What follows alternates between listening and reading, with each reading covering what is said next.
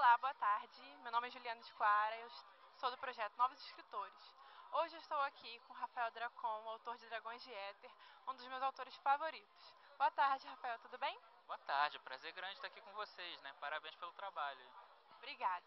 Hoje a gente está aqui prestigiando a Carolina Munhoz, autora do Inverno das Fadas, e o Rafael, aqui lançando Fios de Prata.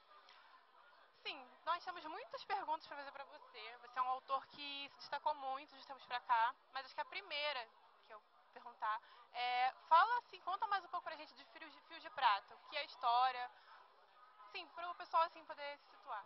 Fios de Prata é uma história, né, como homenagem ao Neil Gaiman ao mesmo tempo, né, que é uma reverência e ao mesmo tempo é uma coisa para tentar desvincular a imagem do Sandman da mitologia original, porque se confundiu a visão do Gaiman com a mitologia original. Então, o Fios de Prata é o que te liga ao sonho, na hora que a gente dorme o espírito sai, quando ele é partido é a morte, tanto que o Homero fala que o sonho é irmão da morte. Então no Fios de Prata a gente tem os três deuses do sonhar originais, o Morpheus, né, que é o deus terrestre, o Phantasmus, que é o deus fantástico, e o Phoberto, que é o deus dos pesadelos. E existe Madeline, que é o anjo dos sonhos, que incentiva os artistas, e ela está cansada de ser esquecida pelos sonhadores, porque o Morpheus tocou diretamente o Gaiman, influenciou a criação do Sandman, né, aqui na Terra, e os outros deuses foram completamente esquecidos pelos sonhadores terrestres. Então ela inicia um plano que dá errado e os sonhos terrestres começam a diminuir, a acabar. A gente vê esse monte de tragédia que a gente tem visto nos jornais e não tem explicação.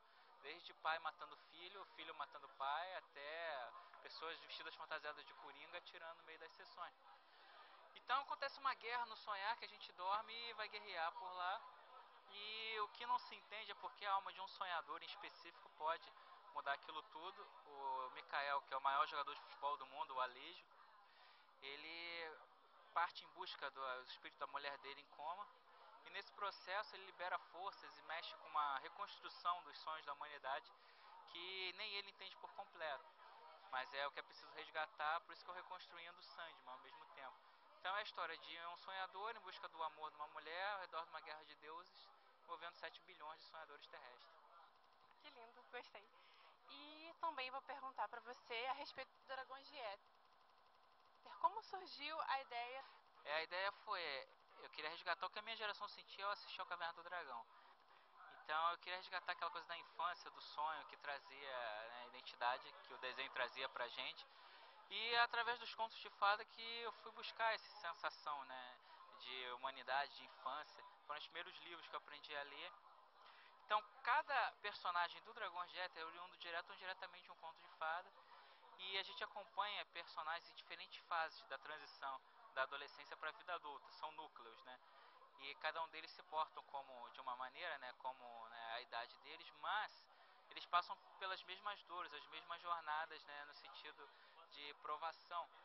Então é uma grande provação mostrando como é que o sonho, né, e como é que um acontecimento externo de dor purifica mais rápido o ser humano e faz com que ele tenha que, né, que acelerar a própria maturidade mais rápido. É uma grande história de transição. E aí, felizmente, o pessoal tem gostado, tem dado certo e a gente tem conseguido ampliar a nossa literatura, né, um pouco. A pergunta que não quer calar: Dragões de Éter vai ter continuação? Então, o pessoal pediu tanto, né, e havia... A gente tem o projeto, que eu tenho um caderno que eu escrevo desde os 16 anos, que tem tudo, né, do universo. E eu fui escrevendo conforme a série ia, né, ia fazendo sucesso. Esses 3 livros é como se fosse uma temporada, eles estavam fechados.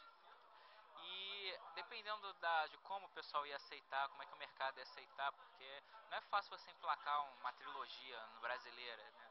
Foi uma coisa que deu certo e felizmente agora a gente vai poder contar ainda a Estandarte de Névoa, que vai acontecer mostrando 5 anos depois o que aconteceu daquele período que a gente conheceu. Também perguntar para você quais assim as suas maiores influências, assim, então, na escrita. Pode ser literária, musical, enfim, quem te inspirou a escrever? Então, quando eu era pequeno, eu comecei a ler com o Monteiro Lobato lá, com o Pedro Bandeira, a Coração Vagalume e tal, os contos de fada. Mas a minha formação como leitor mesmo veio com Capitães da Areia, foi um livro que mudou a minha vida ali, a forma, um livro brasileiro que eu achei espetacular. E foi o primeiro livro que eu li por mim mesmo, sem ninguém, sem nenhuma professora exigir, né? E aí depois vieram Robert Howard, criador do Conan, Bernard Cornwell, lá do Rei do Inverno, né, tudo aquilo. Hoje a gente tem o George Martin, felizmente, né, a gente pôde tê-lo aqui no Brasil também com o sucesso que ele merece ter. Esses grandes mestres, né, mais o Neil Gaiman e os quadrinistas como Alan Moore, Frank Miller, são pessoas que me ensinaram muita coisa. E eu gosto muito de poesia também, Fernando Pessoa, Shakespeare, né, Manuel Bandeira, Clarice Lispector, lá, que não é, né, não é poesia mais, ela tem às vezes eu consigo enxergar alguma coisa de poesia ali em determinado. Porque ela trabalha muita forma, né, mas eu gosto desse tipo de leitura também. E esses caras influenciam. Existe uma poética na forma como eu escrevo, né? Às vezes as pessoas reconhecem que o Dragão de Éter, eu queria resgatar a poesia que o Final Fantasy tratava a fantasia. Eu queria ver isso num livro. Então esses caras me ajudaram a transpor o que eu queria pro livro. E aí eu espero que o pessoal continue gostando, né? Vamos trabalhando. E a pergunta também para você é: qual conselho que você daria para os escritores que estão começando, que são influenciados pela sua obra? Qual conselho que você daria para eles que estão começando? Hoje é um mundo muito conectado, né? É uma sociedade que tem leitores completamente diferentes. São leitores que eles não conseguem mais enxergar o livro como uma coisa isolada. Ele é uma roda né, conectada a diversas outras mídias ao mesmo tempo. E a história nunca acaba. Quando ele acaba de ler, ele vai para a internet e começa a debater com milhares de pessoas. Ele não precisa conhecer outra pessoa que tenha lido. Ele vai imediatamente e começa. E ele escreve os próprios finais e manda para os escritores falando como é que ele deveria ter feito. A história nunca acaba. É isso. E é preciso entender isso, o escritor de hoje entender que é assim, ele está competindo com coisas que Machado de Assis, Alexandre Dumas não competiram.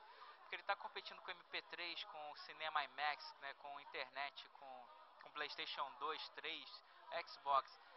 Tudo ele está disputando atenção com essa geração, porque ela faz tudo ao mesmo tempo. Então o escritor tem que compreender isso. Compreendendo isso é o primeiro passo. E ele tem que escrever referências que essa geração entenda. Por isso que é preciso ter um ethos, uma verdade ali do que ele está escrevendo, né? O ethos dele acreditar na mensagem que ele está passando, mas também no mundo que ele está criando, porque tem que vir dele. A gente sente isso. Senão ele vai ser só mais um escritor no mercado que possui milhares de escritores e milhões querendo uma chance de entrar nesse mercado. Então o cara compreender isso já é fundamental. Se você precisar dizer para ele que é preciso ler muito, tem alguma coisa errada, já desiste também da carreira. São coisas que assim, se eu tiver que dizer realmente que você precisa ler muito, já tem alguma coisa errada. E a internet é uma ferramenta maravilhosa para se testar. Você coloca lá e vê a opinião das pessoas. A maioria são opiniões difíceis até de serem escutadas, mas na vida profissional ele vai receber esse tipo de crítica. Então é melhor você se preparar como pessoa e como artista. Não só como um gênio, tá, que ninguém entende. Esse o mundo que você vai encarar. Se você quiser entrar na arena, você tem que estar disposto a ser machucado ou a dar um show. Você faz o seu melhor e deixa que o público decide. Show, gostei. E também eu quero perguntar pra você o que você acha da cena do mercado literário brasileiro. Como você acha que tá crescendo, está melhorando? Claro que está crescendo. Esse papo de que jovem não lê, isso aí é do cara que não sabe fazer livro para o jovem ler. Nunca se leu tanto na história desse país, tanto que quando a gente senta no Twitter, no Facebook, a gente está escrevendo e lendo o tempo todo, na verdade. Tudo bem que se escreve e lê muita coisa ruim e se escreve muito mal na internet, mas se escreve. E esse jovem que escreve mal, ele também busca livros para ler ao mesmo tempo. E aí ele aprende a escrever melhor através dos livros que ele está lendo. Então, não existe essa coisa que o mercado está diminuindo, que o jovem não lê. É o oposto. É que o jovem dominou o mercado. Então, quem não sabe escrever para ele, está em maus lençóis realmente. Mas, você vê, o Nicholas Sparks escreve para mulheres, né, de um outro público e está aí arrebentando.